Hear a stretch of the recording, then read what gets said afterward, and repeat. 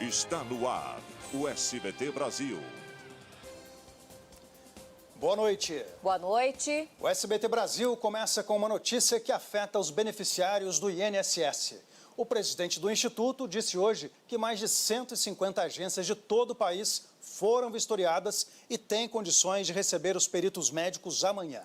As agências deveriam ter reaberto na segunda-feira. Algumas já estão funcionando, mas os médicos peritos não voltaram porque eles dizem que não há condições adequadas de prevenção do novo coronavírus. E nessa queda de braço, quem perde é o cidadão.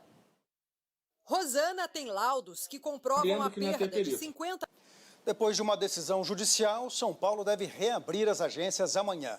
A decisão do TRF3 revoga a liminar concedida no fim de semana e reconhece que o INSS adotou medidas para garantir a segurança, tanto dos segurados quanto dos servidores. Um empresário foi preso hoje em Pernambuco numa operação da Polícia Federal que investiga um possível desvio de dinheiro da área da saúde no valor de 57 milhões de reais. Com o empresário, foram apreendidos documentos e 3 carros de luxo. Investigações apontam indícios de fraude em contratos das secretarias de saúde do Recife e de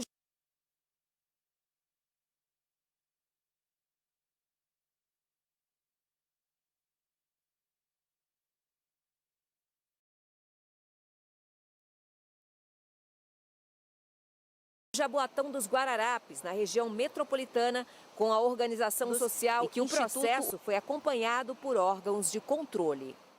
Veja a seguir. Relator de orçamento diz que Jair Bolsonaro autorizou a criação de um novo programa social. Neymar pega 2 jogos de suspensão por briga com o zagueiro espanhol. É noite de Libertadores aqui no SBT. O Grêmio vai encarar a Universidade Católica com 8 desfalques. E o Palmeiras reestreia contra o Bolívar, sem Luiz Adriano, Lucas Lima e Patrick. O SBT Brasil volta já já.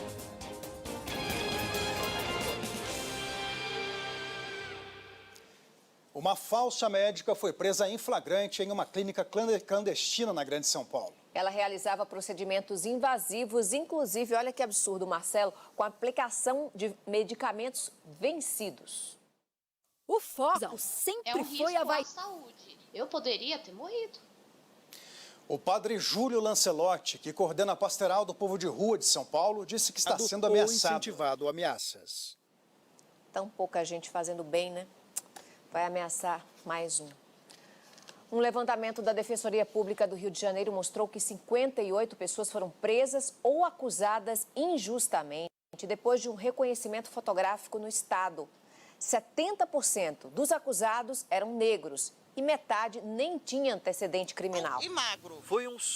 A polícia identificou a mulher que foi gravada dizendo ofensas racistas para um auxiliar de serviços gerais em São Paulo. A polícia vai investigar a origem dos carros. A pandemia desacelerou no Brasil, segundo o estudo da Universidade Federal de Pelotas, no Rio Grande do Sul. O índice de pessoas com anticorpos que tiveram contato com o novo coronavírus caiu em relação ao levantamento anterior. As amostras coletadas entre 27 e 30 de agosto revelaram que 1,4% dos pesquisados teve contato com o novo coronavírus. Entre 21 e 24 de junho, o índice foi de 3,8%. A pesquisa também apontou a interiorização da pandemia no país, o crescimento de casos entre crianças e idosos e a prevalência entre pretos, pardos e pobres. A região norte do país apresentou o maior percentual de infecção, com 2,4% da população. Os pesquisadores ouviram mais de 30 mil pessoas em 133 municípios brasileiros. A média móvel de casos no país fechou em 31 em relação a agosto. Mais de 3.720.000 brasileiros estão curados, segundo o Ministério da Saúde. O governo de São Paulo autorizou a reabertura dos parques temáticos ao ar livre a partir da próxima quarta-feira. No interior do estado, parques como Hopi Hari, em Vinhedo... A Covid-19 já provocou mais de 938 mil mortes no mundo. Cerca de 29 milhões e 700 mil pessoas foram contaminadas desde o início da pandemia. Hoje, a Índia ultrapassou a marca de 5 milhões de infectados. Para o ano que vem, a projeção da OCDE. O presidente da Câmara dos Deputados, Rodrigo Maia, testou positivo para a Covid-19. Maia foi uma das autoridades presentes na cerimônia de posse do ministro Luiz Fux na presidência do Supremo Tribunal Federal na última quinta-feira. Fux também está com a doença. E colaboradores que trabalharam na posse. Em decisão unânime, o Comitê de Política Monetária do Banco Central manteve em 2% ao ano a taxa básica de juros da economia. A Selic vinha de 9 cortes seguidos desde julho do ano passado. O índice de 2% é o menor da história. Foi enterrado hoje no interior de São Paulo o corpo do banqueiro Aloísio de Andrade Faria, fundador do Banco Real e controlador do conglomerado Alfa, que inclui a rede de hotéis Transamérica. Ele morreu aos 99 anos de causas naturais. Doutor Aloísio, como era conhecido, fazia parte da lista dos homens mais ricos do país. Após vetar a criação do Renda Brasil e dizer que o governo estava proibido de falar no assunto, o presidente Jair Bolsonaro autorizou um novo programa social que será incluído no orçamento de 2021. A informação foi confirmada pelo senador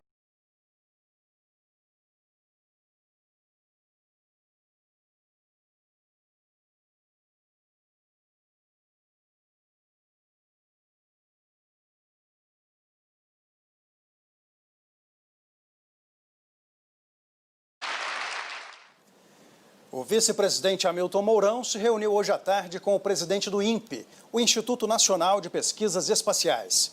O encontro ocorreu depois que Mourão atribuiu a um suposto opositor do governo a divulgação de dados negativos sobre as queimadas na Amazônia. A repórter Carla Lucena tem informações. Boa noite, Carla. O que ficou definido nessa reunião com o vice-presidente Mourão?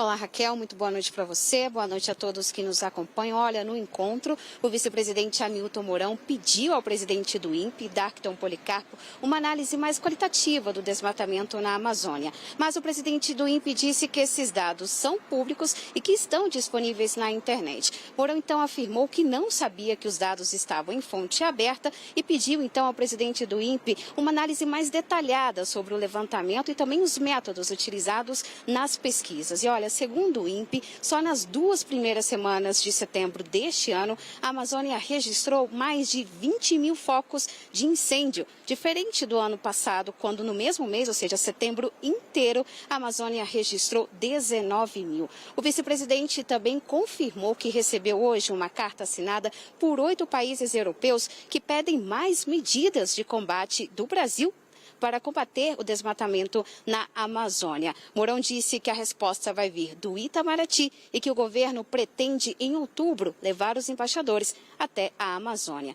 Voltamos ao estúdio. Obrigada, Carla. O furacão Sally tocou hoje o solo do estado do Alabama, no sul dos Estados Unidos. Uma investigação foi aberta para apurar a denúncia.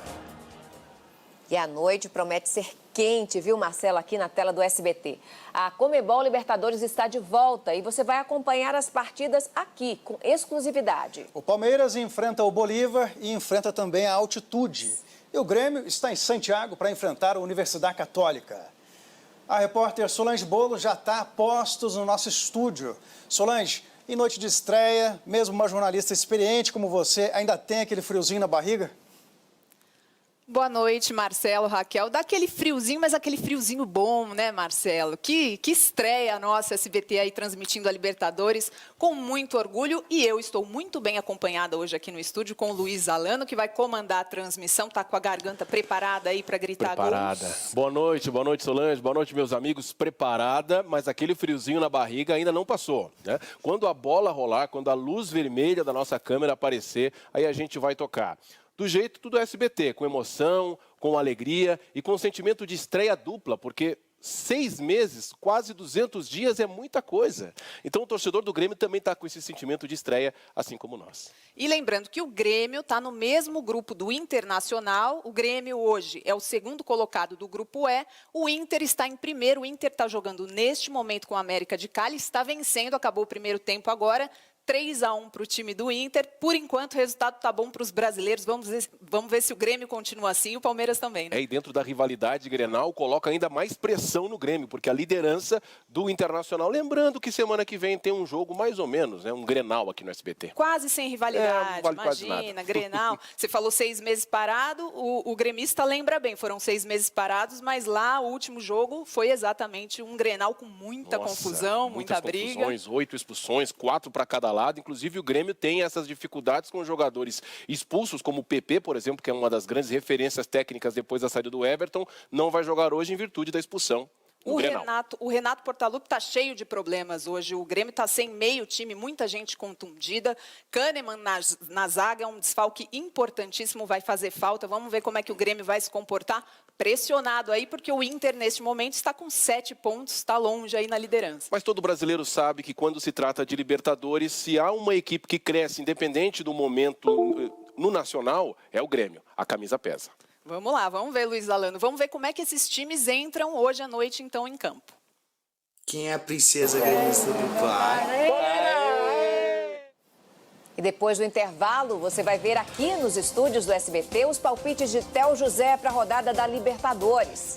A enfermeira denuncia que imigrantes presas tiveram úteros retirados nos Estados Unidos. Termina o prazo para a escolha dos candidatos que vão disputar a eleição deste ano. E essa infestação de pernilongos fora de época em São Paulo? Ninguém merece. A gente volta já já.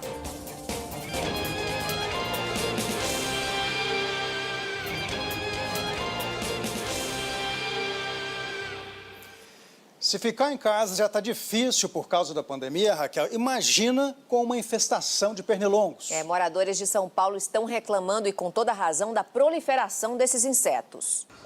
Repelente, raquete elétrica, inseticida. Empresas e nem produtos direcionados para uso agrícola. A fumaça das queimadas no Pantanal deve chegar ao estado de São Paulo amanhã. Somente este ano, o INPE, que é o Instituto Nacional de Pesquisas Espaciais, já registrou mais de 15 mil focos de incêndio na região. É o maior número desde 1998. Há mais de um mês, os moradores de Rondonópolis, no sul de Mato Grosso, convivem... Terminou hoje o prazo das convenções partidárias, que definem quem vai disputar a próxima eleição. Em São Paulo, o último partido a oficializar o nome foi o Republicanos, que escolheu o deputado federal Celso Russomano. Com tantos candidatos, deve elevar o ruído numa cidade já tão barulhenta como São Paulo. A votação do Congresso, que pode derrubar o veto presidencial à desoneração da folha de pagamentos, foi adiada mais uma vez. Enquanto a sessão não acontece, os líderes do governo tentam fechar um acordo. Já são mais de 2 meses. Nos Estados Unidos, uma enfermeira denunciou que imigrantes ilegais estariam sendo submetidas a cirurgias de retirada de útero sem autorização. A notícia sobre as possíveis esterilizações dos direitos humanos. O parlamento do Japão elegeu hoje o novo primeiro-ministro do país. Cara de poucos amigos e idosos. Voltando ao Brasil, a polícia de São Paulo investiga supostos casos de assédio praticados pelo funcionário de uma clínica para a recuperação de dependentes químicos. O homem se apresentava como terapeuta, mas não tinha registro para exercer a profissão. O jornalismo do SBT teve acesso com exclusividade a mensagens enviadas pelo suspeito às vítimas. A história de Fabiano... não trabalha mais. Bom, e agora a gente volta a falar da Conmebol Libertadores. E quem estará na transmissão do jogo entre Bolívar e Palmeiras, em La Paz, na Bolívia, é o narrador Théo José. Boa noite, Théo, seja bem-vindo. E agora uma pergunta, até que ponto essa altitude pode atrapalhar o clube brasileiro, hein? Muito boa noite, Raquel. Muito boa noite, Marcelo. Muito boa noite para os amigos do SBT Brasil. Olha, a altitude de 3.640 metros. É uma vantagem tão grande para o Bolívar que há 37 anos um time brasileiro não consegue vencer o Bolívar lá em La Paz. Foram 11 partidas nesses 37 anos. Mas, por outro lado, o Bolívar não joga há 6 meses. Está sem ritmo. O Palmeiras não. Chegou cedo, está preparado, 100% de aproveitamento nessa Libertadores da América, 2 jogos, 2 vitórias, e o Vanderlei Luxemburgo está armando as suas estratégias. Já saiu a escalação do Palmeiras. Ramírez está confirmado no meio de campo e o Rony vai fazer a dupla de ataque com o William. Então o Palmeiras mostra que sabe o que está fazendo em La Paz. O Palmeiras entra em campo em busca de 3 pontos, somando 9,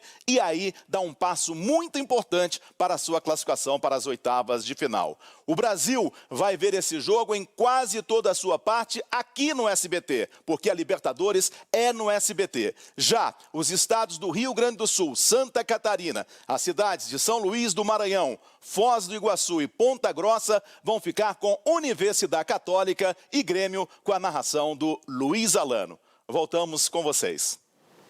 Obrigado, Theo, e uma boa noite para você. Boa noite, Brasil. Tchau.